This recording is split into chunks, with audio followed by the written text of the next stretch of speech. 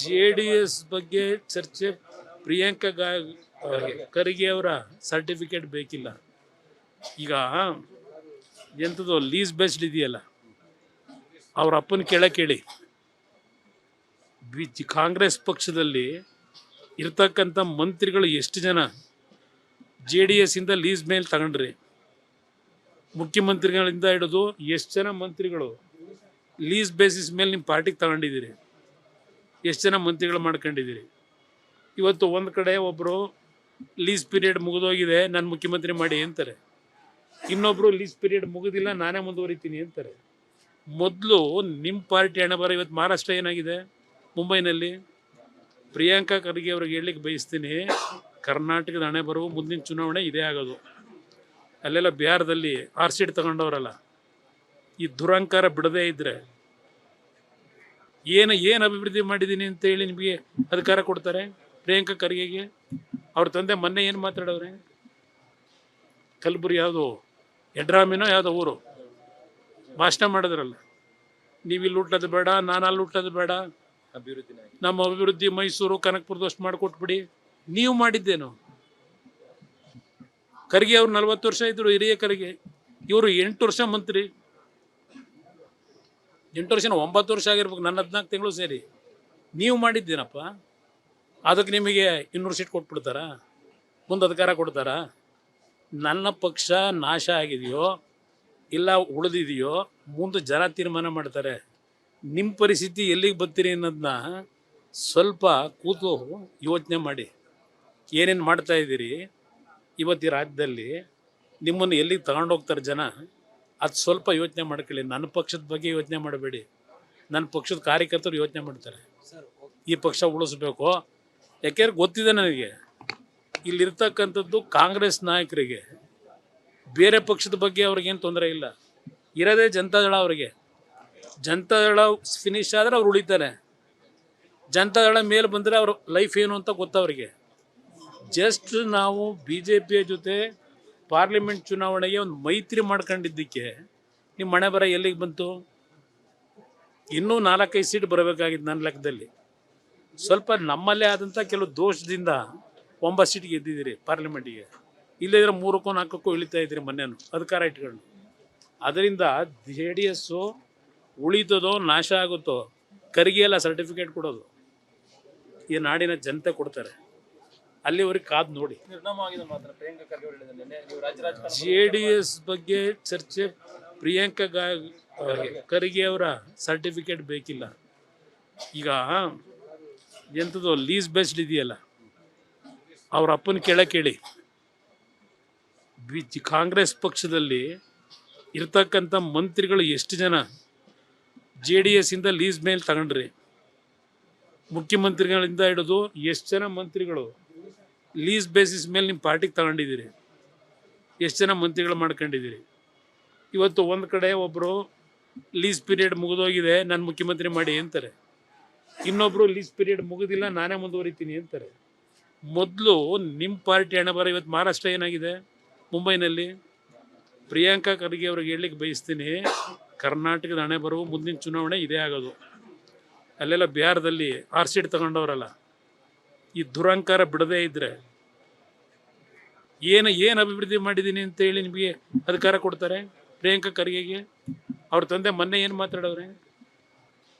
ಕಲಬುರ್ಗಿ ಯಾವುದು ಯಡ್ರಾಮಿನೋ ಯಾವುದೋ ಊರು ಭಾಷಣ ಮಾಡಿದ್ರಲ್ಲ, ನೀವು ಇಲ್ಲಿ ಹುಟ್ಟೋದು ಬೇಡ, ನಾನು ಅಲ್ಲಿ ಹುಟ್ಟೋದು ಬೇಡ, ನಮ್ಮ ಅಭಿವೃದ್ಧಿ ಮೈಸೂರು ಕನಕಪುರದಷ್ಟು ಮಾಡಿಕೊಟ್ಬಿಡಿ. ನೀವು ಮಾಡಿದ್ದೇನು? ಖರ್ಗೆ ಅವ್ರು 40 ವರ್ಷ ಇದ್ರು, ಹಿರಿಯ ಖರ್ಗೆ. ಇವರು 8 ವರ್ಷ ಮಂತ್ರಿ. 8 ವರ್ಷ 9 ವರ್ಷ ಆಗಿರ್ಬೇಕು, ನನ್ನ 14 ತಿಂಗಳು ಸೇರಿ. ನೀವು ಮಾಡಿದ್ದೇನಪ್ಪ? ಅದಕ್ಕೆ ನಿಮಗೆ 200 ಸೀಟ್ ಕೊಟ್ಬಿಡ್ತಾರಾ? ಮುಂದೆ ಅಧಿಕಾರ ಕೊಡ್ತಾರಾ? ನನ್ನ ಪಕ್ಷ ನಾಶ ಆಗಿದೆಯೋ ಇಲ್ಲ ಉಳಿದಿದೆಯೋ ಮುಂದೆ ಜನ ತೀರ್ಮಾನ ಮಾಡ್ತಾರೆ. ನಿಮ್ಮ ಪರಿಸ್ಥಿತಿ ಎಲ್ಲಿಗೆ ಬರ್ತೀರಿ ಅನ್ನೋದನ್ನ ಸ್ವಲ್ಪ ಕೂತು ಯೋಚನೆ ಮಾಡಿ. ಏನೇನು ಮಾಡ್ತಾ ಇದ್ದೀರಿ ಇವತ್ತು ಈ ರಾಜ್ಯದಲ್ಲಿ, ನಿಮ್ಮನ್ನು ಎಲ್ಲಿಗೆ ತಗೊಂಡೋಗ್ತಾರೆ ಜನ, ಅದು ಸ್ವಲ್ಪ ಯೋಚನೆ ಮಾಡ್ಕೊಳ್ಳಿ. ನನ್ನ ಪಕ್ಷದ ಬಗ್ಗೆ ಯೋಚನೆ ಮಾಡಬೇಡಿ, ನನ್ನ ಪಕ್ಷದ ಕಾರ್ಯಕರ್ತರು ಯೋಚನೆ ಮಾಡ್ತಾರೆ. ಈ ಪಕ್ಷ ಉಳಿಸ್ಬೇಕು. ಯಾಕೆಂದ್ರೆ ಗೊತ್ತಿದೆ ನನಗೆ, ಇಲ್ಲಿರ್ತಕ್ಕಂಥದ್ದು ಕಾಂಗ್ರೆಸ್ ನಾಯಕರಿಗೆ, ಬೇರೆ ಪಕ್ಷದ ಬಗ್ಗೆ ಅವ್ರಿಗೇನು ತೊಂದರೆ ಇಲ್ಲ. ಇರೋದೇ ಜನತಾದಳ ಅವರಿಗೆ. ಜನತಾದಳ ಫಿನಿಶ್ ಆದರೆ ಅವ್ರು ಉಳಿತಾರೆ. ಜನತಾದಳ ಮೇಲೆ ಬಂದರೆ ಅವ್ರ ಲೈಫ್ ಏನು ಅಂತ ಗೊತ್ತವರಿಗೆ. ಜಸ್ಟ್ ನಾವು BJPಯ ಜೊತೆ ಪಾರ್ಲಿಮೆಂಟ್ ಚುನಾವಣೆಗೆ ಒಂದು ಮೈತ್ರಿ ಮಾಡ್ಕೊಂಡಿದ್ದಕ್ಕೆ ನಿಮ್ಮ ಮನೆ ಬರ ಎಲ್ಲಿಗೆ ಬಂತು? ಇನ್ನೂ 4-5 ಸೀಟ್ ಬರಬೇಕಾಗಿತ್ತು ನನ್ನ ಲೆಕ್ಕದಲ್ಲಿ. ಸ್ವಲ್ಪ ನಮ್ಮಲ್ಲೇ ಆದಂಥ ಕೆಲವು ದೋಷದಿಂದ 9 ಸೀಟ್ ಗೆದ್ದಿದ್ದೀರಿ ಪಾರ್ಲಿಮೆಂಟಿಗೆ. ಇಲ್ಲದಿದ್ರೆ 3-4 ಇಳಿತಾ ಇದ್ದೀರಿ ಮೊನ್ನೆನೂ ಅಧಿಕಾರ ಇಟ್ಕೊಂಡು. ಅದರಿಂದ JDS ಉಳಿತದೋ ನಾಶ ಆಗುತ್ತೋ ಕರಿಗೆ ಎಲ್ಲ ಸರ್ಟಿಫಿಕೇಟ್ ಕೊಡೋದು ಈ ನಾಡಿನ ಜನತೆ ಕೊಡ್ತಾರೆ. ಅಲ್ಲಿವರೆಗೆ ಕಾದು ನೋಡಿ. JDS ಬಗ್ಗೆ ಚರ್ಚೆ ಪ್ರಿಯಾಂಕಾ ಖರ್ಗೆ ಅವರ ಸರ್ಟಿಫಿಕೇಟ್ ಬೇಕಿಲ್ಲ. ಈಗ ಎಂಥದ್ದು ಲೀಸ್ ಬೇಸ್ಡ್ ಇದೆಯಲ್ಲ, ಅವ್ರ ಅಪ್ಪನ ಕೇಳಿ ಕಾಂಗ್ರೆಸ್ ಪಕ್ಷದಲ್ಲಿ ಇರ್ತಕ್ಕಂಥ ಮಂತ್ರಿಗಳು ಎಷ್ಟು ಜನ JDS ಇಂದ ಲೀಸ್ ಮೇಲೆ ತಗೊಂಡ್ರಿ?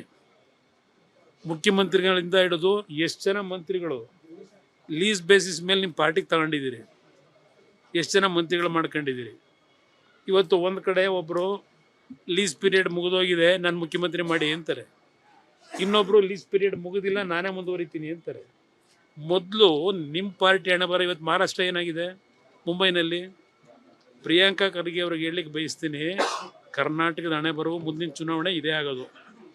ಅಲ್ಲೆಲ್ಲ ಬಿಹಾರದಲ್ಲಿ 6 ಸೀಟ್ ತಗೊಂಡವರಲ್ಲ, ಈ ದುರಂಕಾರ ಬಿಡದೇ ಇದ್ದರೆ ಏನು ಅಭಿವೃದ್ಧಿ ಮಾಡಿದ್ದೀನಿ ಅಂತೇಳಿ ನಿಮಗೆ ಅಧಿಕಾರ ಕೊಡ್ತಾರೆ? ಪ್ರಿಯಾಂಕಾ ಖರ್ಗೆಗೆ ಅವ್ರ ತಂದೆ ಮೊನ್ನೆ ಏನು ಮಾತಾಡೋರೆ? ಕಲಬುರ್ಗಿ ಯಾವುದು ಯಡ್ರಾಮಿನೋ ಯಾವುದೋ ಊರು ಭಾಷಣ ಮಾಡಿದ್ರಲ್ಲ, ನೀವು ಇಲ್ಲಿ ಹುಟ್ಟೋದು ಬೇಡ, ನಾನು ಅಲ್ಲಿ ಹುಟ್ಟೋದು ಬೇಡ, ನಮ್ಮ ಅಭಿವೃದ್ಧಿ ಮೈಸೂರು ಕನಕಪುರದಷ್ಟು ಮಾಡಿಕೊಟ್ಬಿಡಿ. ನೀವು ಮಾಡಿದ್ದೇನು?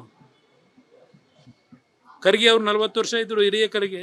ಇವರು 8 ವರ್ಷ ಮಂತ್ರಿ. 8 ವರ್ಷ 9 ವರ್ಷ ಆಗಿರ್ಬೇಕು, ನನ್ನ 14 ತಿಂಗಳು ಸೇರಿ. ನೀವು ಮಾಡಿದ್ದೇನಪ್ಪ? ಅದಕ್ಕೆ ನಿಮಗೆ 200 ಸೀಟ್ ಕೊಟ್ಬಿಡ್ತಾರಾ? ಮುಂದೆ ಅಧಿಕಾರ ಕೊಡ್ತಾರಾ? ನನ್ನ ಪಕ್ಷ ನಾಶ ಆಗಿದೆಯೋ ಇಲ್ಲ ಉಳಿದಿದೆಯೋ ಮುಂದೆ ಜನ ತೀರ್ಮಾನ ಮಾಡ್ತಾರೆ. ನಿಮ್ಮ ಪರಿಸ್ಥಿತಿ ಎಲ್ಲಿಗೆ ಬರ್ತೀರಿ ಅನ್ನೋದನ್ನ ಸ್ವಲ್ಪ ಕೂತು ಯೋಚನೆ ಮಾಡಿ. ಏನೇನು ಮಾಡ್ತಾ ಇದ್ದೀರಿ ಇವತ್ತು ಈ ರಾಜ್ಯದಲ್ಲಿ, ನಿಮ್ಮನ್ನು ಎಲ್ಲಿಗೆ ತಗೊಂಡೋಗ್ತಾರೆ ಜನ, ಅದು ಸ್ವಲ್ಪ ಯೋಚನೆ ಮಾಡ್ಕೊಳ್ಳಿ. ನನ್ನ ಪಕ್ಷದ ಬಗ್ಗೆ ಯೋಚನೆ ಮಾಡಬೇಡಿ. ನನ್ನ ಪಕ್ಷದ ಕಾರ್ಯಕರ್ತರು ಯೋಚನೆ ಮಾಡ್ತಾರೆ, ಈ ಪಕ್ಷ ಉಳಿಸ್ಬೇಕು. ಯಾಕೆಂದ್ರೆ ಗೊತ್ತಿದೆ ನನಗೆ, ಇಲ್ಲಿರ್ತಕ್ಕಂಥದ್ದು ಕಾಂಗ್ರೆಸ್ ನಾಯಕರಿಗೆ, ಬೇರೆ ಪಕ್ಷದ ಬಗ್ಗೆ ಅವ್ರಿಗೇನು ತೊಂದರೆ ಇಲ್ಲ. ಇರೋದೇ ಜನತಾದಳ ಅವರಿಗೆ. ಜನತಾದಳ ಫಿನಿಶ್ ಆದರೆ ಅವ್ರು ಉಳಿತಾರೆ. ಜನತಾದಳ ಮೇಲೆ ಬಂದರೆ ಅವ್ರ ಲೈಫ್ ಏನು ಅಂತ ಗೊತ್ತವರಿಗೆ. ಜಸ್ಟ್ ನಾವು BJPಯ ಜೊತೆ ಪಾರ್ಲಿಮೆಂಟ್ ಚುನಾವಣೆಗೆ ಒಂದು ಮೈತ್ರಿ ಮಾಡ್ಕೊಂಡಿದ್ದಕ್ಕೆ ನಿಮ್ಮ ಮನೆ ಬರ ಎಲ್ಲಿಗೆ ಬಂತು? ಇನ್ನೂ 4-5 ಸೀಟ್ ಬರಬೇಕಾಗಿತ್ತು ನನ್ನ ಲೆಕ್ಕದಲ್ಲಿ. ಸ್ವಲ್ಪ ನಮ್ಮಲ್ಲೇ ಆದಂಥ ಕೆಲವು ದೋಷದಿಂದ 9 ಸೀಟ್ ಗೆದ್ದಿದ್ದೀರಿ ಪಾರ್ಲಿಮೆಂಟಿಗೆ. ಇಲ್ಲದಿದ್ರೆ 3-4 ಇಳಿತಾ ಇದ್ದೀರಿ ಮೊನ್ನೆನೂ ಅಧಿಕಾರ ಇಟ್ಕೊಂಡು. ಅದರಿಂದ JDS ಉಳಿತದೋ ನಾಶ ಆಗುತ್ತೋ ಖರ್ಗೆ ಎಲ್ಲ ಸರ್ಟಿಫಿಕೇಟ್ ಕೊಡೋದು ಈ ನಾಡಿನ ಜನತೆ ಕೊಡ್ತಾರೆ. ಅಲ್ಲಿವರೆಗೆ ಕಾದು ನೋಡಿ.